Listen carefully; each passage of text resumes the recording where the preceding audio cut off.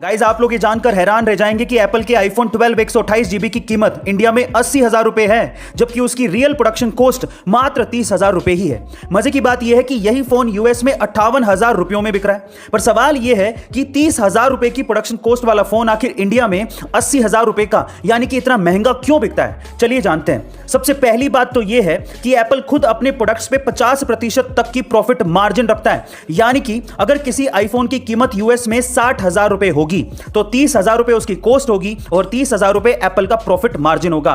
लेकिन इसके अलावा जब यह फोन इंडिया में आता है तो उस पर 18% की जीएसटी और 30% की इंपोर्ट ड्यूटी लग जाती है और इसी वजह से 30,000 रुपए का फोन 80,000 रुपए में बिकता है। एप्पल दुनिया की सबसे इनोवेटिव कंपनीज में से एक।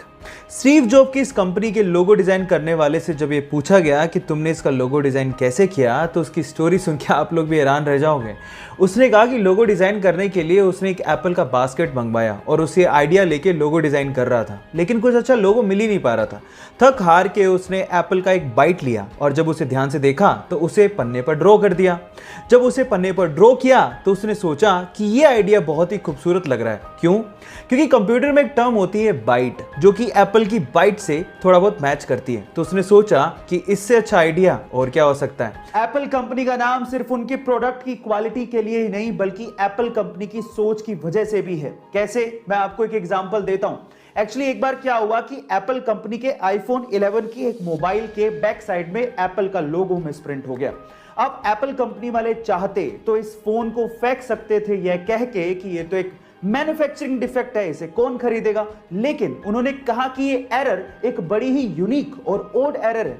100 मिलियन मोबाइल्स में किसी एक फोन में ऐसा होता है और ये कह के उन्होंने इसकी बोली लगाई और उसी फोन को दुगने दामों में बेचा।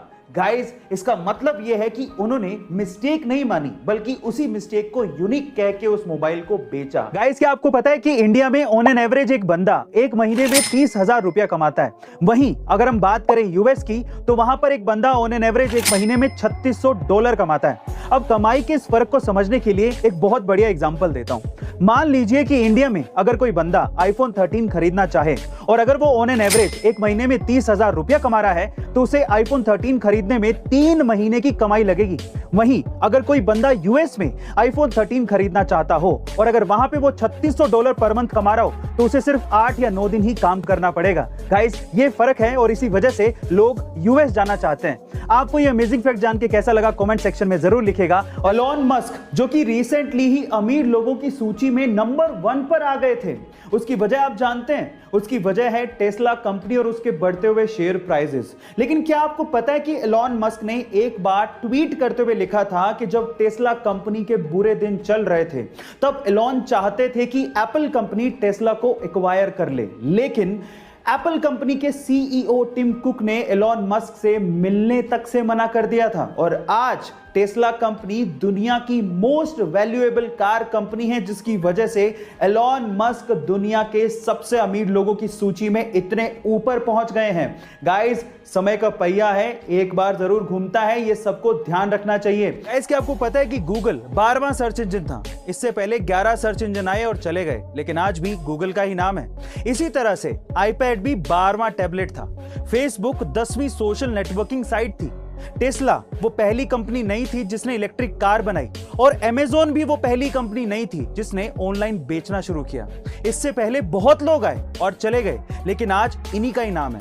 कहने का मतलब यह है कि इससे कोई फर्क नहीं पड़ता कि किसने पहले शुरू किया, बल्कि इससे फर्क पड़ता है कि जब मार्केट तैयार था, जब मार्केट में अपॉर्चुनिटी थी, तो किसने सही तरीके से शुरू किया।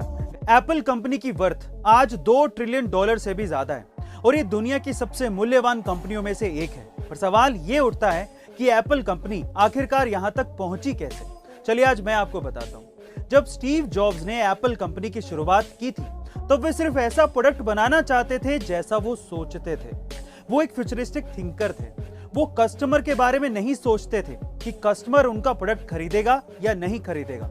वो सिर्फ भविष्य को ध्यान में रखकर प्रोडक्ट बनाते थे और यही सोच कंपनी में आज भी है। एप्पल कभी नहीं सोचता कि उनका प्रोडक्ट कस्टमर खरीद पाएगा या नहीं खरीद पाएगा। वो कभी प्रोडक्ट नहीं बेचते, वो बेचते हैं अमीरी, दिखावा, डिजाइन, सिक्योरिटी, बेहतरीन फीचर्स। इसी वजह से एप्पल आज यहां तक पहुंचा है।